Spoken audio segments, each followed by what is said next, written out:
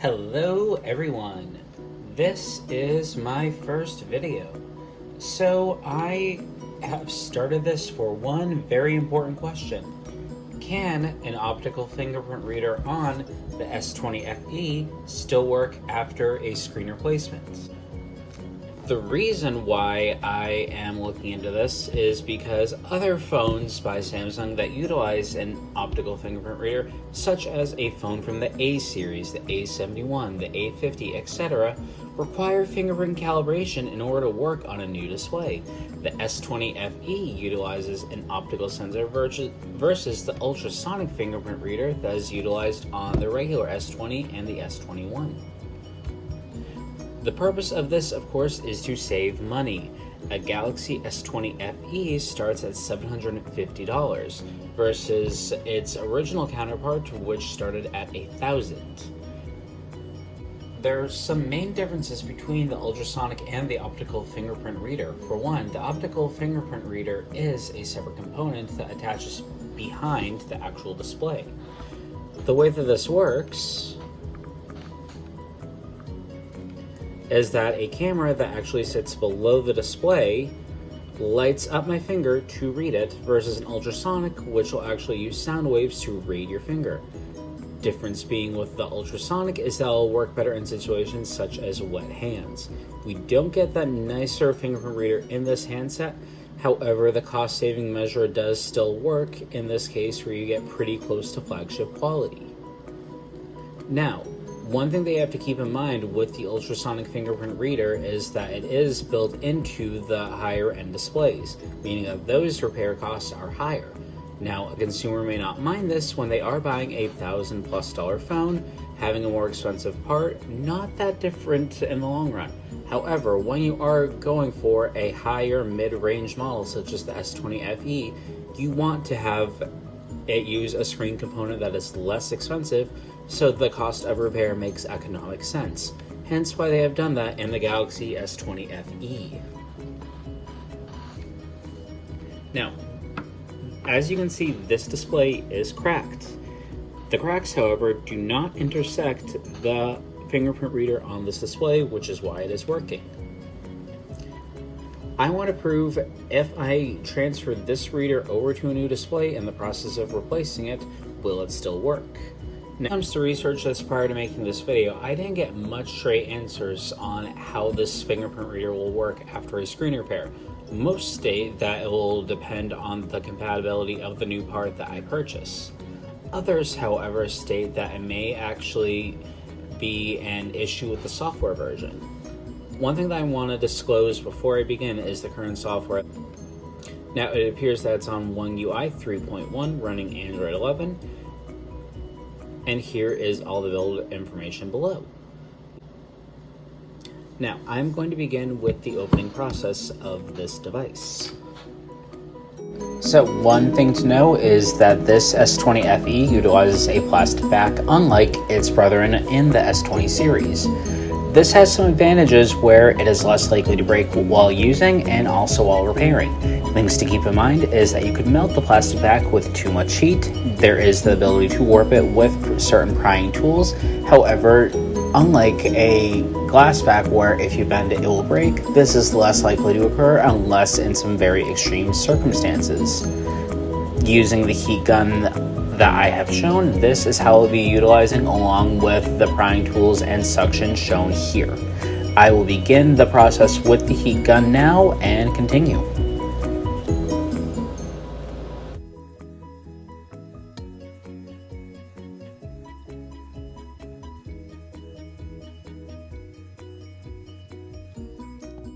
Next, I'm going to begin prying with a metal prying tool, then switch off to a guitar pick. The metal prying tool is easy for insertion, but the plastic guitar pick is made for moving about the cabin and gently prying.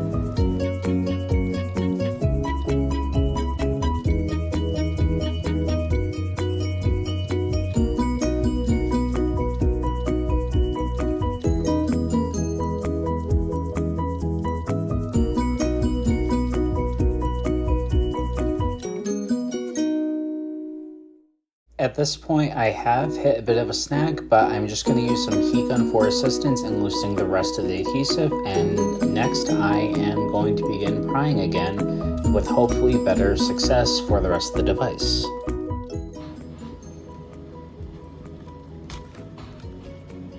That has actually made a significant difference.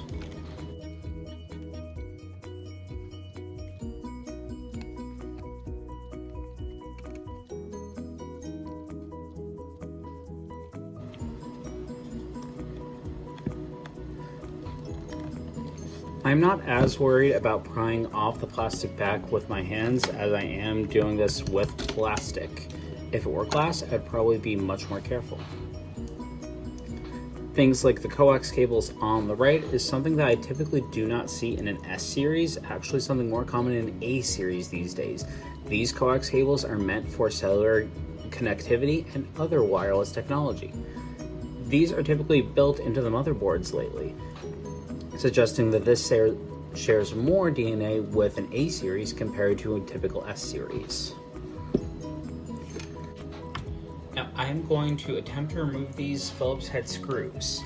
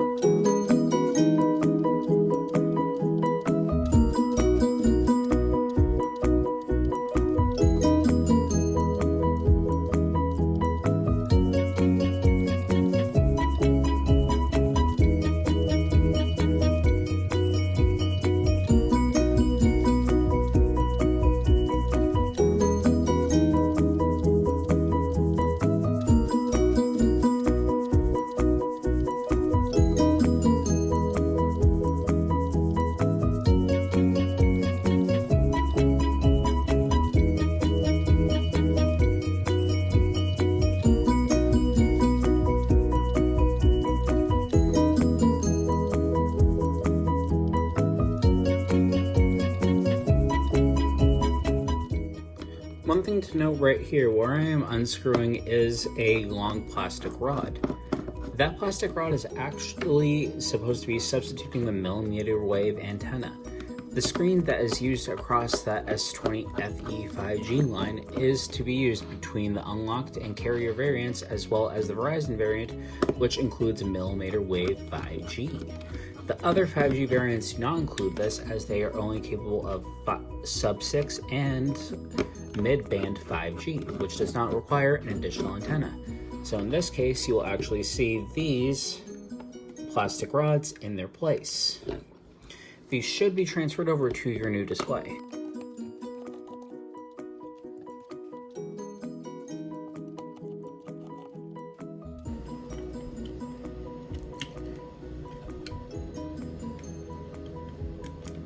Okay, so now I have disconnected the battery and I'm going to continue with its disassembly. Next, by unplugging the wireless charging coil. Ooh, it appears I actually missed a screw down here.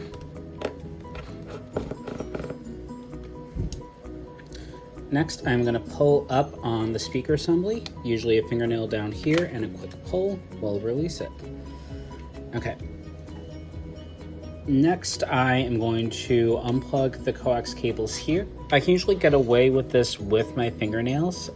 If this does not work for you, my next suggestion would be with tweezers. Just be careful around the battery. Alright, next unplug the front-facing camera module, and I'm going to place that upright. Next, the sub-PBA cable unplug.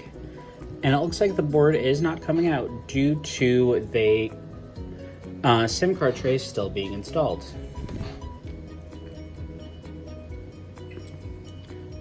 Quick eject of that.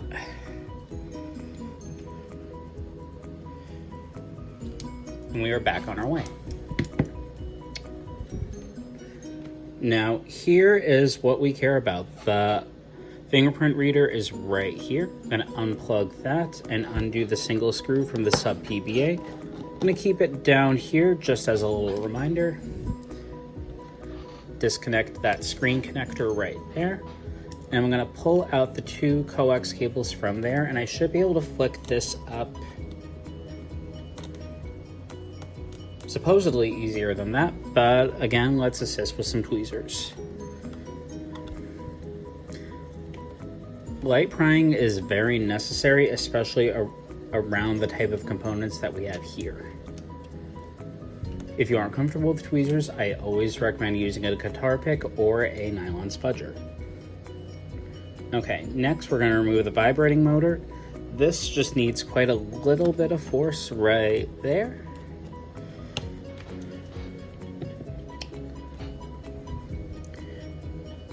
And I want to take out our main board right here at the top. It appears that there actually is a motherboard screw right there that we need to take out. Proper screw management on the inside is always recommended. You can pull that out, place that right here, and remove our coax cable. Place that right there. Let's take out the thing that we've all been waiting for, which is that fingerprint reader. Gentle prying. I'm going to store that right there.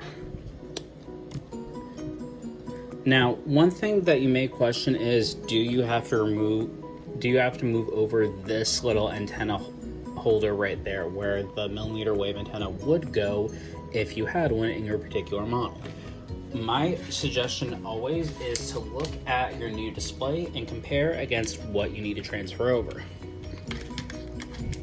Now, one thing that you'll notice is that each of these have this tiny board right there for the coax cable. Now, one thing that I am noticing is that these have two different part numbers. As you can see on this one, that is SMG781V R03 versus this one, which is 781B, and that is 02.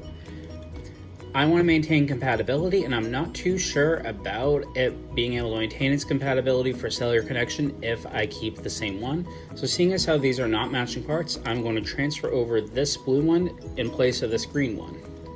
Now, if you look up here, the replacement part does not contain millimeter wave antenna placement, so that will need to be transferred over.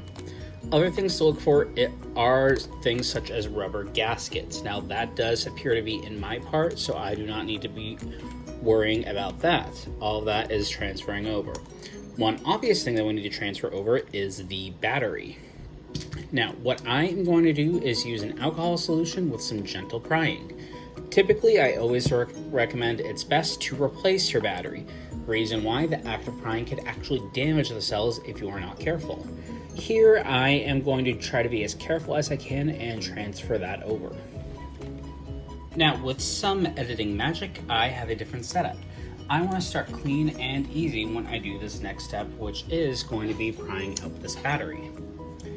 What I'm going to do is use 91% alcohol to first soften the adhesive. I always recommend the higher the concentration, the better. Some can get away with 70% alcohol, and that is definitely fine.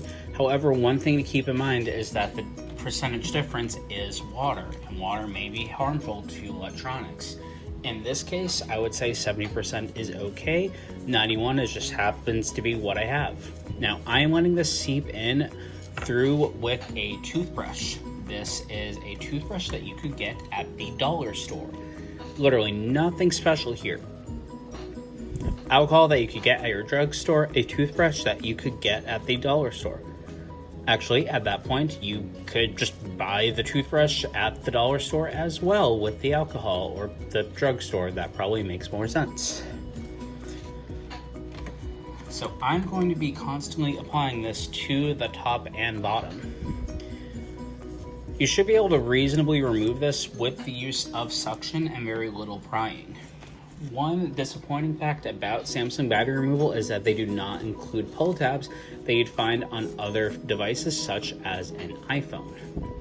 However, because of the sturdiness of this battery, it should come out quite easily with the right amount of force, and especially the right amount of the loosening of adhesive.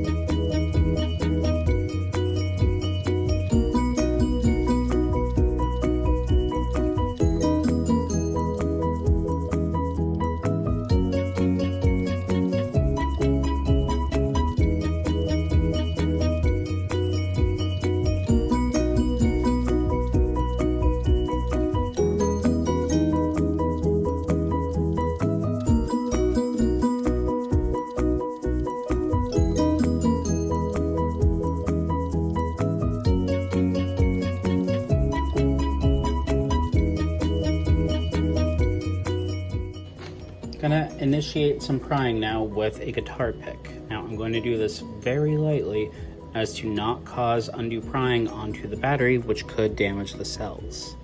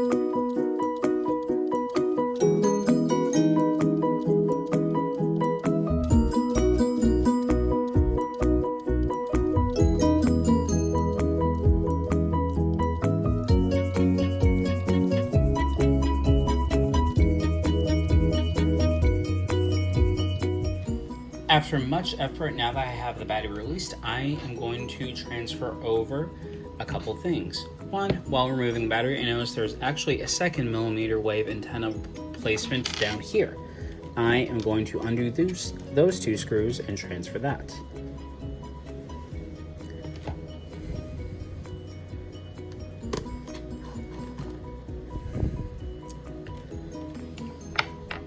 I'm going to utilize my tweezers in this case. What I typically do is insert the tweezers into one of the screw holes of either the millimeter wave or its actual holder to pull it out. I notice in most instances when there actually is a millimeter wave antenna, there'll be stronger adhesive on there, so it may be more difficult to pry. Using heat, alcohol, etc. may be your friend. Next, I'm going to move over this antenna that I tend to transfer. Going to be super delicate. That comes out very nicely. And finally, the original millimeter wave placement holder up here. Okay, with that out of the way, it is time to do the reverse. I'm going to go in here and remove this antenna, which potentially may be incompatible, and placing the original back in.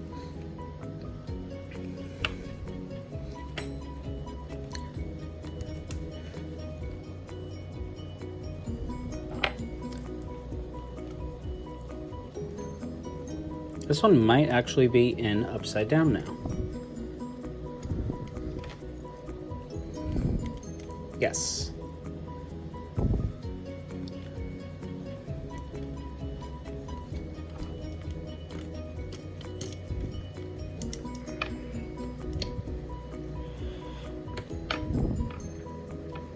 All right, everything is nice and snug there.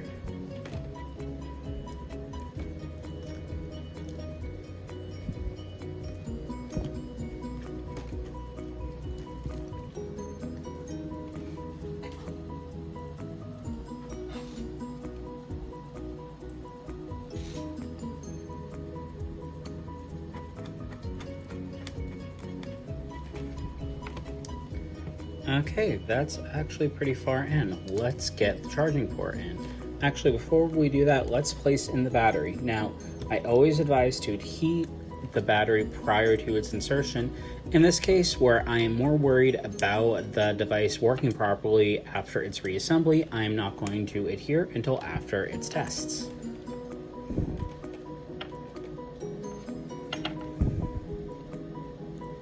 I'm going to insert the screw into the daughter board. Now, one thing that I hear from a lot of people is, where do you insert the screw when there are multiple holes? I remember that it does go in this ring, but not a lot of models actually include that. One thing that I always recommend, look at the thing that you're going to be layering and see what holes are visible through this. You will notice that this is not visible through that speaker.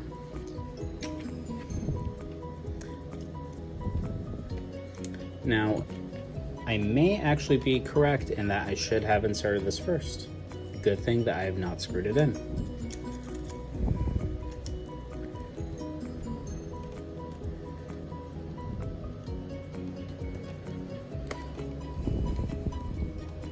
I am going to use tweezers again.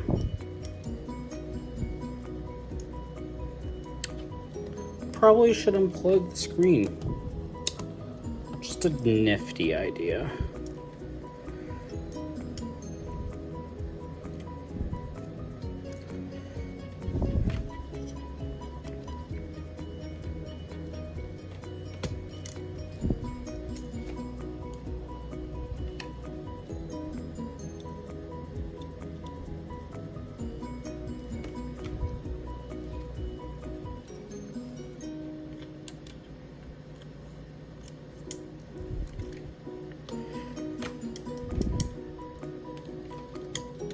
A nice satisfying click.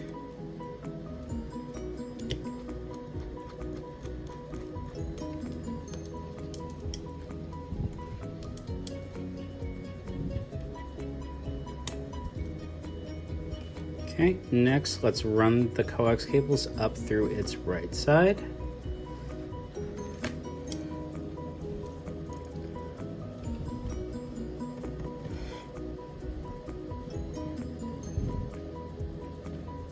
Now, what comes next with these coax cables is difficult for some. I know it can be difficult for me, is clicking them in. What I typically recommend is using your tweezers as a guide, but then using your finger to push down. That way you ensure accuracy when clicking them in, but also ensure the right amount of force.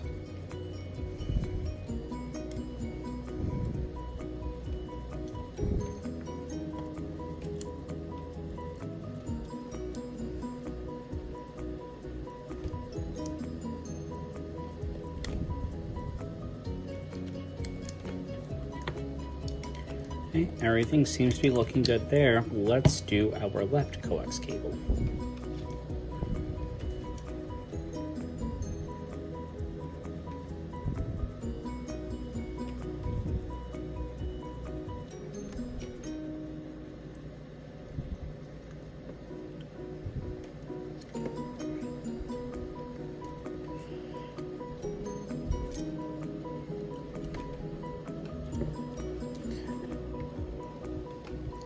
And then quite similar deal here.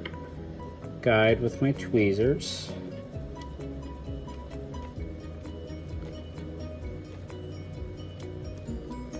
And a push down with my finger. Cable does not seem to be holding as easily, so I'm going to push down a little bit more firm with my fingernail in between the gaps.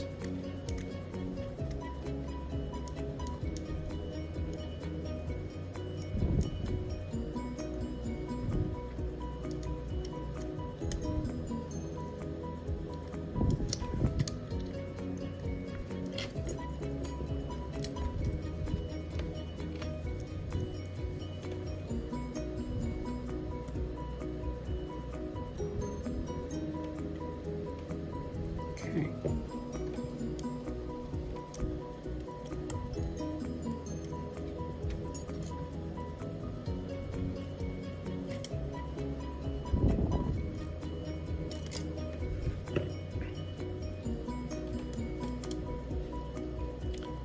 All right, let's plug our daughter board back in and reconnect our front-facing camera.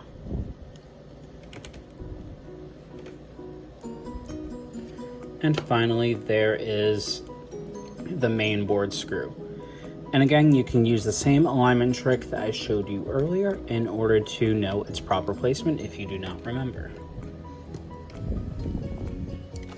And next, we simply do the screwing in reverse. First though, placement in. I always recommend placing in the bottom speaker from the bottom first. That way the hooks can seep in, and you should get decent clicking when reinserting.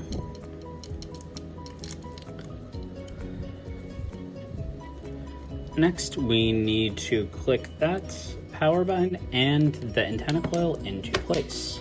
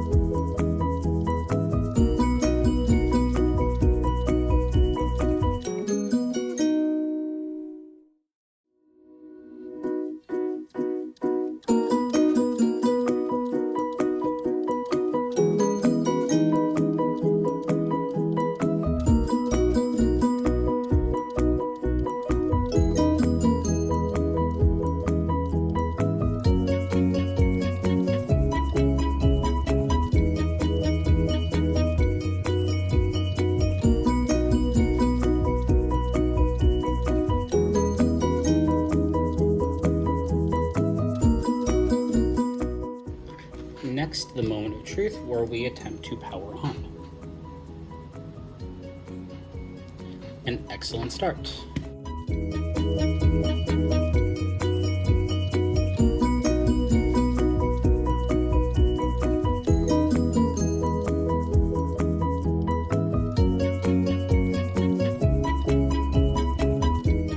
All right, let's begin by entering in the passcode. And first thing I'm going to do is relock the device and attempt for it to read my fingerprint. Fingerprint does not match. Huh. And after that, it is working perfectly. Almost.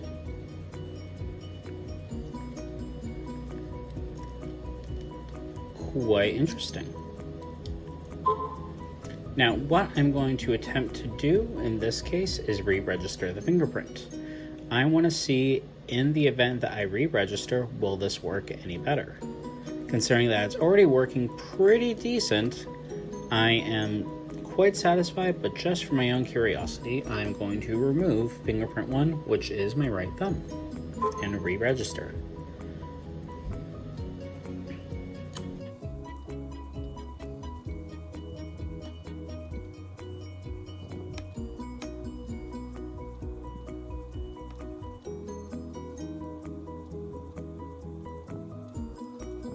Alright, attempt at another relock. It is working quite nicely. So, this does not appear to be a concern in an aftermarket screen replacement on an S20 FE. Next, we are going to continue its reassembly. I'm going to power off the device.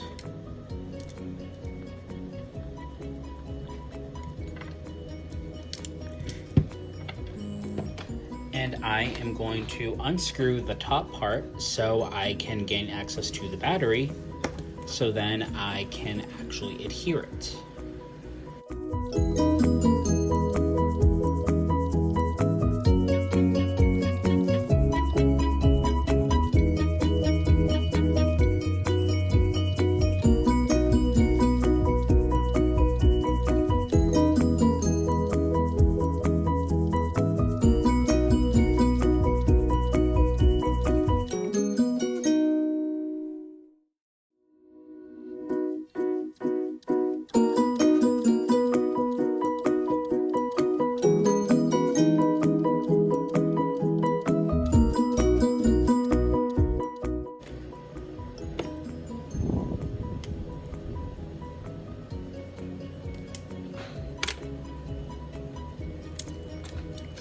Now that I have regained access to the battery, I am going to redo its adhesive. Now, there is some adhesive on here that I would like to work around for its re-adhesion. Now, I will always recommend a proper adhesive kit. In this case, where I do not have one, I am going to use what I recommend the most, which is B7000. I know a lot of guys that will recommend this when doing iPad screens or even Nintendo Switches, but this is a quite good substitute as well. And this is what I'll also be using on the back glass adhesion. Back plastic in this case. As you can see, it does a very thin dab, so I'm going to run over each perimeter quite frequently, just to get a thicker amount that you would not get typically and may not want, because this is typically a precision tool.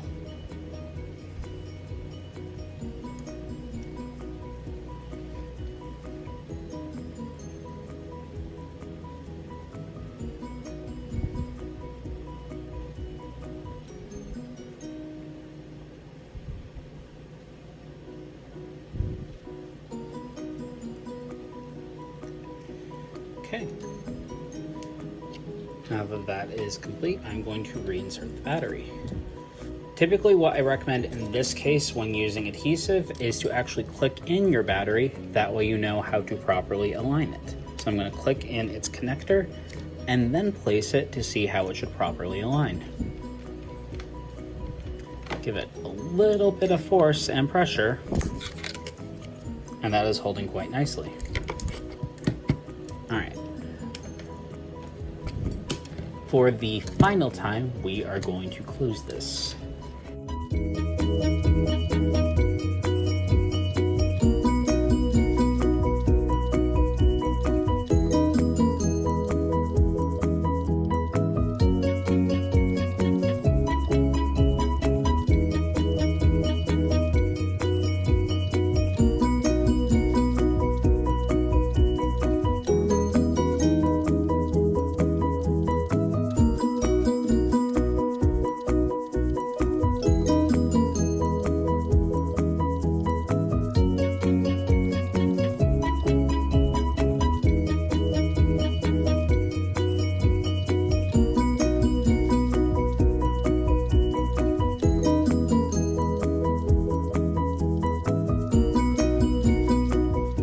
I want to adhere the back plastic to the device.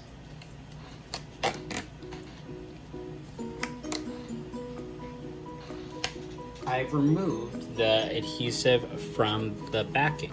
One thing to keep in mind, wherever the parts are not sticky, this is actually made to hold things in place or offer thermal resistance and should not be removed. What I'm going to do is use the B7000 to go around the perimeter of the device to cause a seal. I'm going to do this a lot later than I had previously on the battery. Reason why is because this needs to be a perimeter seal.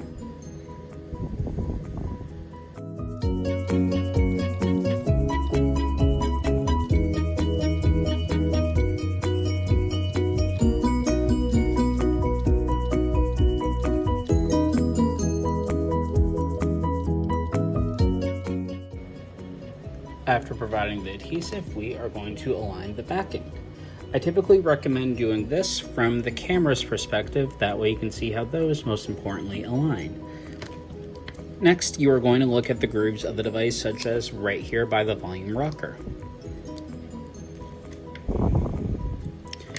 You need to be careful in applying it evenly and to the places where it matters the most, such as these curved corners.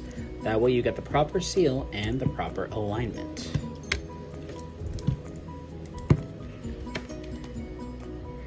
Alright, so that is the video. We have this fully working, so we have proved that yes, you can replace the display on an S20 FE and the fingerprint reader will maintain its functionality. Thank you so much for watching. I cannot wait to see what other videos I come up with. If you have any questions, any comments, any suggestions, definitely feel free to let me know. Thanks!